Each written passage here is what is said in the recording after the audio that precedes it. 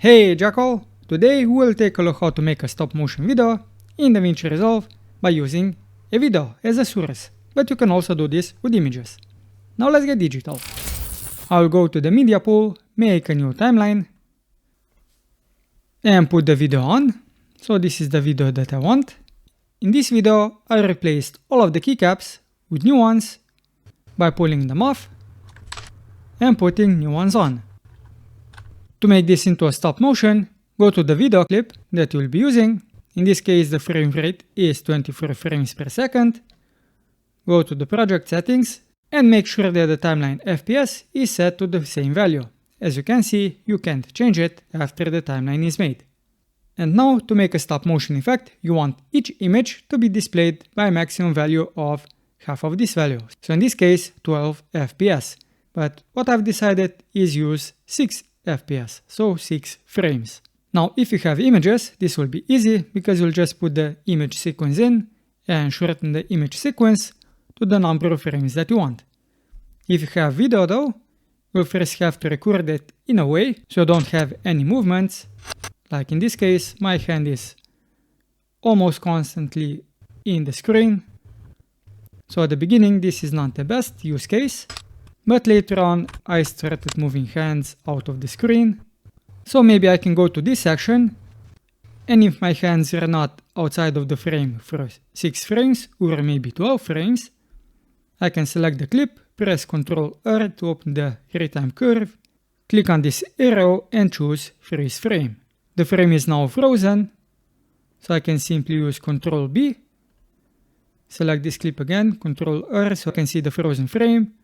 Go 6 frames forward, so this is frame 10, so 16, Ctrl B, and this would be the frozen frame.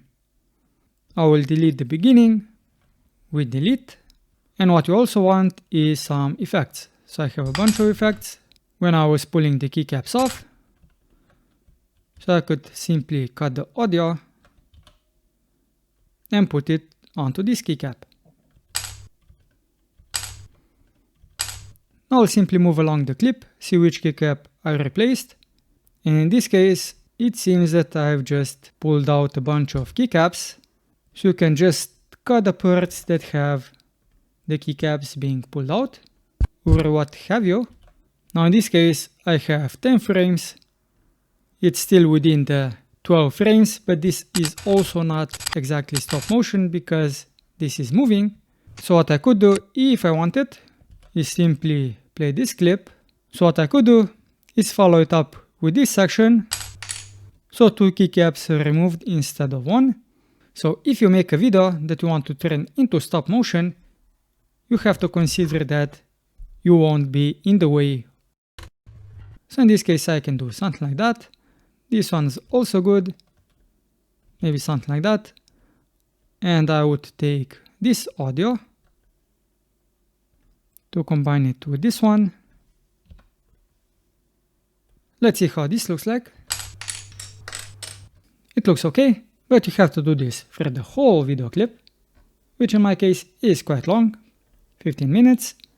But what I wanted to show you is how you can take the edited clip, which in my case is timeline 1. And as you can see, the duration is too long if I wanted to post this as a short video. And also the resolution is off.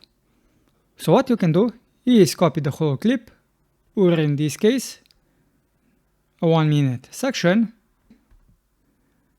make a new timeline. This time uncheck the use project settings, go to format, use vertical resolution and select 1080 by 1920. You can also change the timeline FPS. For social media this is usually 30 FPS. Now 1-minute clip is around here, so I'll copy this one, go to the new timeline and paste this in. And now as you can see we have some issues, we have gaps in between. Why is that? This is because this is a 30 FPS timeline instead of the 24, which is when this was made. And what you can do then is select all clips, Ctrl A, go to edit and delete the gaps. But sometimes this does not work. So why doesn't deleting gaps work in my case? Probably because I had one audio and two video clips on top of it. And some clips are linked, as you can see, and the others are not. So at this point, I would have to fix the gaps manually by using backspace, dragging the clips over, or maybe shortening a clip or extending it to fix the gaps.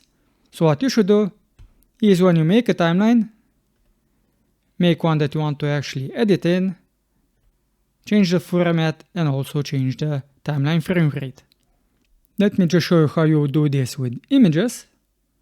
So I have 8 images. I will put them onto a timeline. I can select all of the images, right click and go to change clip duration, select frames and type in my case I'll use 6 frames, but you can type in 12 frames. This will make all of the images have the same number of frames, and then with the images selected, you will go to edit and delete gaps. At least the gaps should be deleted, so you'll have to click between the images, press backspace or press delete. And that's how you can make a stop motion animation in DaVinci Resolve. If you found this video helpful, you know what to do. I'm Simon, and until next time jackals, keep it digital.